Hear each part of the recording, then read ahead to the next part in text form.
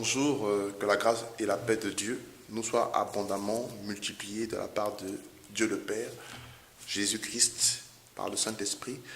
Je vais donc partager avec vous un enseignement sur le royaume de Dieu.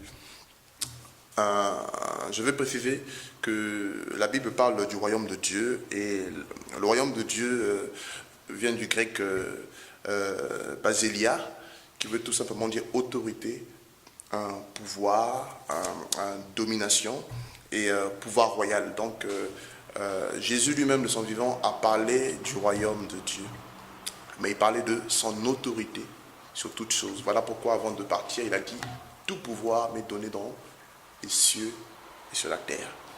Donc c'est de son royaume dont il a parlé. Et je veux qu'on comprenne une chose, c'est que il n'y a pas plusieurs visions, il n'y a qu'une seule, c'est celle du roi, c'est le royaume de Dieu. Et si nous voulons vraiment servir efficacement le Seigneur, on doit comprendre que on ne vient pas avec chacun sa vision. Voilà, Dieu m'a appelé, voici ma vision. D'autres vont dire, voici ma vision. Non. Vous savez que beaucoup de serviteurs aujourd'hui ont reçu des visions purement païennes. Voilà, c'est-à-dire qu'aujourd'hui l'Église s'est paganisée parce que beaucoup ont introduit dans l'Église des visions païennes, alors que Christ n'a qu'une seule vision, c'est son royaume. Et on le voit dans le livre de Apocalypse, chapitre 5, verset 9. C'est quoi le royaume de Dieu? On sait que le royaume de Dieu, c'est le royaume de toute éternité. Il existait avant que la création ne soit. C'est Dieu lui-même, le roi. Voilà, donc il est dans les cieux, ce royaume. Il gouverne les cieux, donc il est au-dessus du royaume des ténèbres. Mais de nos jours, actuellement sur terre, c'est quoi le royaume de Dieu? Qui représente le royaume aujourd'hui sur terre? Mais c'est nous les disciples du Christ, c'est nous les enfants de Dieu. Et voilà pourquoi, quand nous lisons dans le livre de Apocalypse, chapitre 5, verset 9, voici ce qu'il est dit. Alors,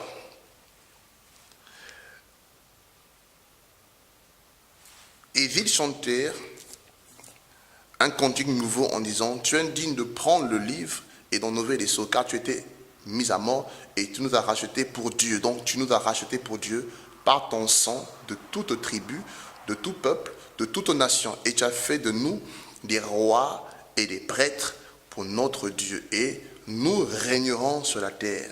Voilà la vision royale du Christ. Il est venu lui-même le roi pour nous racheter de toute nation, de tout peuple, de toute langue, pour en faire des rois. Dans d'autres versions, un royaume pour Dieu le Père. Et ensuite, nous régnerons sur la terre. Je vais préciser sur la terre, ce n'est pas cette terre-là, c'est le nouveau ciel et la nouvelle terre. La nouvelle, non pas Apocalypse. Donc, ne pensez pas que cette terre-là, je disais clair, le ciel et la terre passeront. Cette terre, un jour, elle passera. Et il y aura le nouveau ciel et la nouvelle terre. Donc, la terre dont il est question, c'est le nouveau ciel, la nouvelle terre. Celle que Christ lui-même, comme dit, emmènera lorsque il va abolir toutes choses. Comme Paul dit, une fois que la mort sera vaincue, tout ça, il aura aboli toutes choses, il remettra le règne au Père. Je vais préciser que le Fils et le Père ne sont qu'un seul Dieu. Voilà. Et il y aura le règne éternel dans le nouveau ciel et la nouvelle terre. Et Christ régnera avec nous dans cette terre-là. Donc, je vais préciser. Donc, pour ne pas qu'on fasse une amalgame avec la doctrine des témoins de Jéhovah qui dit que, voilà, que le paradis, ça sera sur cette terre. Non. C'est-à-dire qu'il y aura le nouveau ciel et la nouvelle terre. Donc le royaume, la vision du royaume sur terre concerne les nations. Pourquoi? Quand nous lisons dans le livre de Genèse, chapitre 1,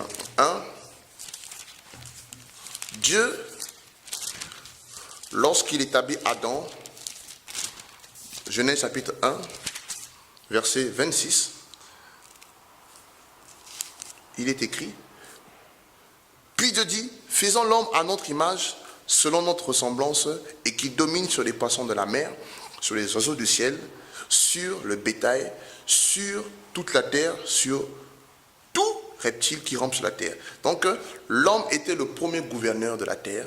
Il représentait le Père, il représentait en tant que fils le Père, le royaume de Dieu. Voilà pourquoi le royaume de Dieu était sur terre et Dieu avait ordonné à Adam de dominer sur les poissons, sur les oiseaux du ciel, sur le bétail, sur toute la terre et même sur les reptiles. Donc voilà pourquoi on dit que le royaume de Dieu, comme j'ai dit, vient du mot basilia, qui veut dire autorité, domination, un pouvoir royal. Et Adam avait ce pouvoir royal, il avait cette domination-là. Et le but, ce n'était pas que le royaume reste uniquement en Éden, mais que ce royaume s'étende par les enfants que Adam et Ève devaient eux-mêmes engendrer et ensuite en faire eux-mêmes des disciples et remplir la terre et étendre le royaume sur toute la surface de la terre. Mais on connaît l'histoire après la chute. Adam a perdu donc cette vision royale, il a perdu la domination. Et quand nous lisons maintenant, donc Dieu a toujours voulu restaurer cette vision, et quand nous lisons le livre de Genèse chapitre 17,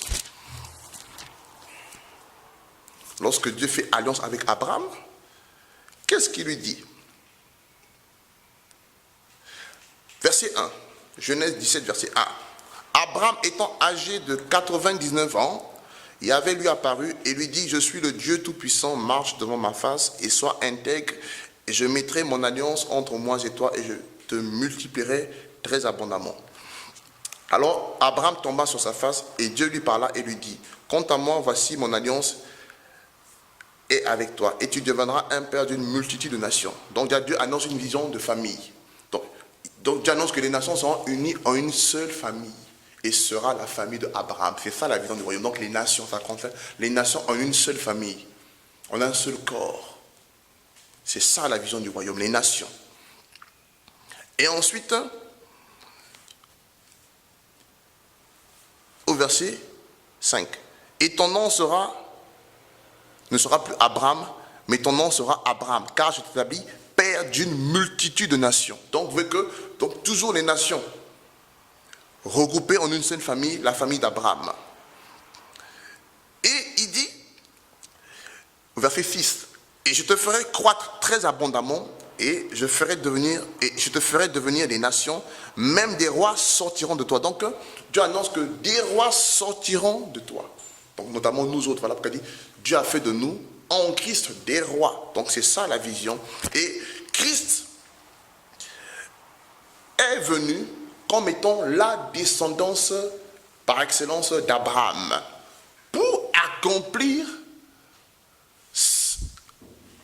cette vision royale.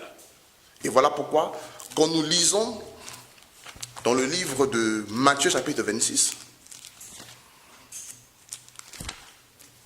Matthieu 26, verset 26, toujours.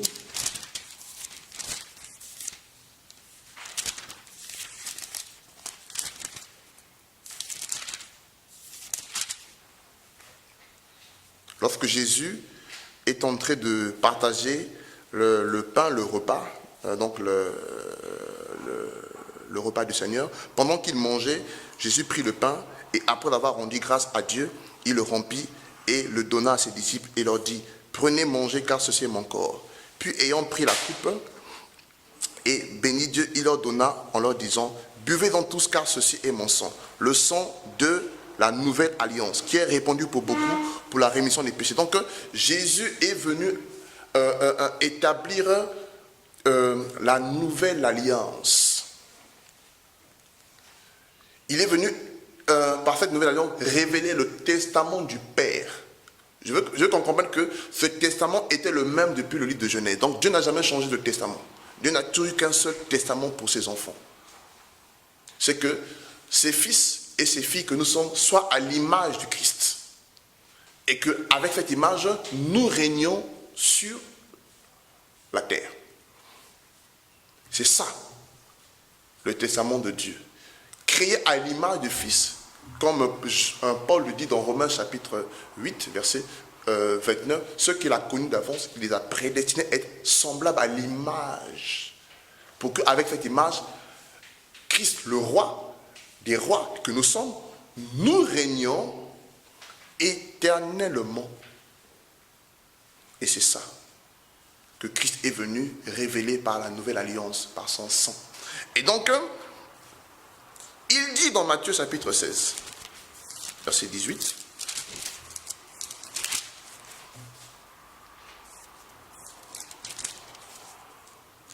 il annonce son église, son ecclésia. Église qui veut dire en grec ecclésia, donc une assemblée hors du monde. Voilà, hors du monde, hors du système du monde.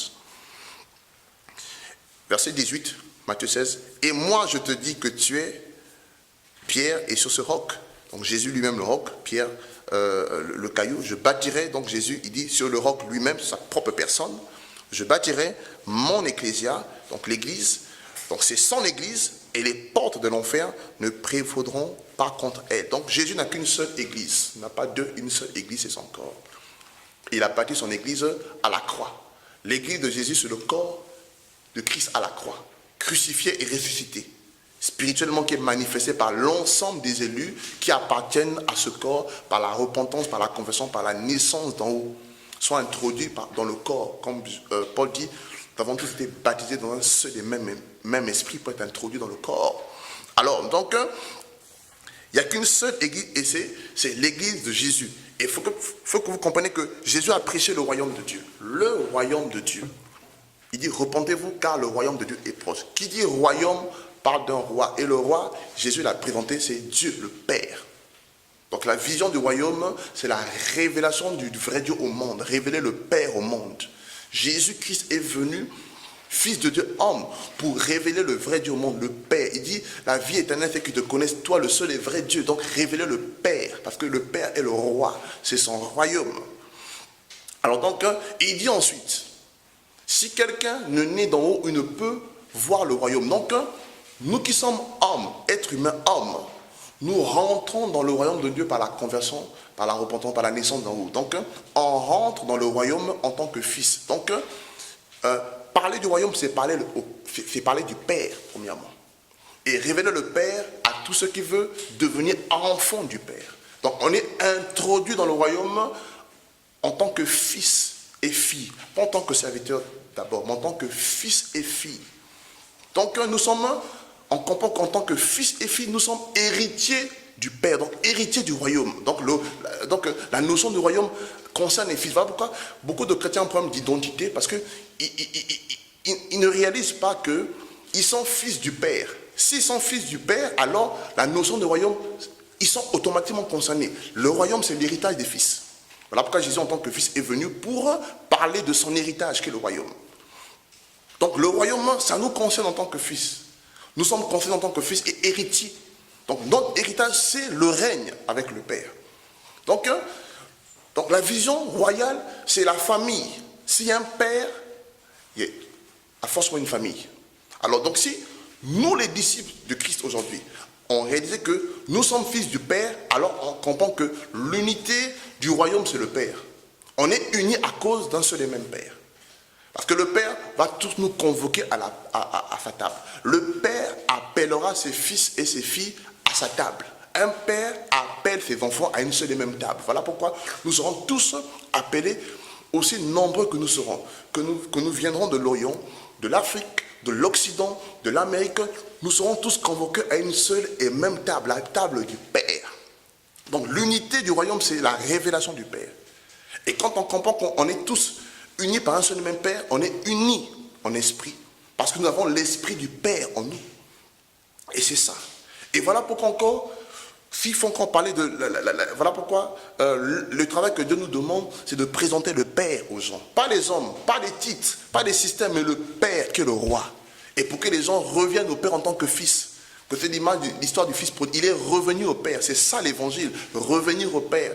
Aujourd'hui, pourquoi beaucoup de personnes, Dieu permet des déchirures? Parce qu'on a mis notre confiance dans les hommes. Et Dieu permet parfois des déchirures, des chocs relationnels, parce qu'on a mis notre confiance aux hommes. Seule la révélation du Père peut guérir le passé de quelqu'un. Et le cœur d'un homme peut redonner à quelqu'un qui a perdu de l'assurance, été rejeté, son honneur. Il sait que s'il est fils de Dieu, il retrouve l'image du Père. Et il retrouve l'image de la création. Donc seule la révélation du Père peut redonner aux hommes blessés que nous étions et les femmes blessées que nous étions par le passé, l'image de la création. Tel père, tel fils, tel père, telle fille. Et voilà pourquoi il faut présenter le Père. C'est ça le travail que Dieu nous demande, de présenter le Père. Et ensuite, on doit comprendre encore une autre chose, c'est que dans une famille, il y a un nom. Il y a un seul nom. Qu'est-ce qui lie une famille? Parce qu'ils vont tous porter un seul et même nom. Qu'est-ce qui se rappelle qu'ils sont unis, ils ont un seul et même nom? Par exemple, je prends un exemple. Un père engendre 5 fils. Le père s'appelle, par exemple, Massamba. C'est un exemple. Et il va donner à ses 5 fils le même nom, Massamba. Et ça fait quoi? Le Massamba qui est en Amérique, le Massamba qui est en Europe, en Afrique, il se rappelle que nous sommes un à cause du nom. Même si je suis en Amérique, l'autre est en Asie, nous sommes une seule et même famille qui s'étend dans le monde entier. Et c'est ça l'évangile. Jésus a dit quoi? Dans Matthieu, chapitre 28, verset 18.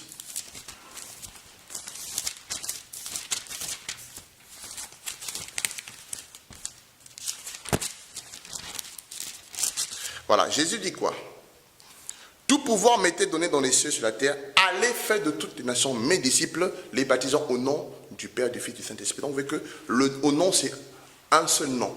Ce n'est pas au nom pluriel, au nom au singulier. Donc, un seul nom qui est à la fois le nom du Père, le nom du Fils, du Saint-Esprit. Donc, c'est le nom de la famille du royaume. Donc, c'est le nom du royaume. Donc, dans un royaume, il y a un nom toujours, c'est le nom du roi. Et ce nom nous était révélé, c'est le nom de Jésus. Les apôtres, quand vous lisez le livre de Actes, baptisés au nom de Jésus. Voilà pourquoi Jésus, qui veut dire, qui vient de l'hébreu, Yeshua, qui veut dire Yahweh et salut. Donc c'est le nom du Père, c'est le nom de la famille, c'est le nom du Fils, c'est le nom du Saint-Esprit, c'est un seul Dieu. Et voilà pourquoi l'Église est l'Église de Yeshua, l'Église de Jésus. Voilà pourquoi, peu importe où nous sommes la famille du Père, la famille de Yeshua, parce que Yeshua c'est le Père. Yeshua, c'est le Fils, c'est le Saint-Esprit. Nous sommes la famille de Yeshua. Voilà pourquoi, aujourd'hui, Satan a su faire rentrer dans l'Église la mentalité païenne, qui est la mentalité dénominationnelle. Aujourd'hui, le nom de Jésus était mis à côté. Et aujourd'hui, beaucoup d'églises se réfèrent comme étant église pentecôtiste, église catholique, église protestante, église mission internationale, ainsi de suite. Mais tous ces noms ne font pas trembler le monde des ténèbres. Un seul nom fait trembler les puissances, le Hadès, l'enfer. C'est le nom de Jésus. Et il a dit, je bâtirai mon église. Lisez la Bible, l'église de Jérusalem, l'église de Corinthe, l'église de Samarie, l'église de la Judée, de Corinthiens, de l'église d'Éphèse, portait un seul nom. C'était l'église de Dieu, l'église de Yeshua. Donc, c'était une famille qui s'étendait de territoire en territoire, qui s'étendait de continent en continent, mais c'était le royaume qui grandissait. C'était une seule maison, une seule entité, le corps de Christ, mais qui ne restait pas à Jérusalem, mais qui était en train d'étendre ses larges de territoire en territoire, mais c'était un seul nom, le nom de Jésus. Et voilà pourquoi, et aussi, avant que je termine, une épouse, quand elle se marie avec un époux, en général, elle prend le nom de l'époux. L'Église aussi une relation d'épouse à époux avec Christ. Donc, c'est normal que l'Église ait le nom de son époux. Donc, frère, dans la vision du royaume, c'est normal que les enfants aient le nom de leur père. Voilà pourquoi on nous appelle petits Christ. Nous sommes des petits Christ, des oins. Paul dit, nous avons reçu l'onction, nous sommes des oins. Donc, voilà pourquoi nous devons retrouver, l'Église doit retrouver son nom. Nous sommes l'épouse du Christ. Une épouse, elle a pris le nom de son époux. Nous sommes les fils du Père. Nous avons le nom de notre Père. C'est le nom de Jésus, frère. Et ensuite, Et c'est ça que nous défendons par rapport à la vision que Dieu nous a, la vision, pas que Dieu nous a donnée, qui est sa vision à lui, mais qui nous demande de défendre, celle du royaume, c'est de défendre le nom du royaume. Dans un royaume, il y a un seul nom qui est levé, c'est le nom du roi. Et dans tout ce qu'on fait, que ce soit chez nous, que ce soit au travail, il dit que tout ce que vous faites au nom de Jésus, pas au nom d'un système. Dès qu'on fait des choses au nom pentecôtiste, au nom un protestant, catholique ou mouvement international mission, c'est-à-dire qu'il y a l'intérêt humain. Ce n'est plus au nom de Jésus.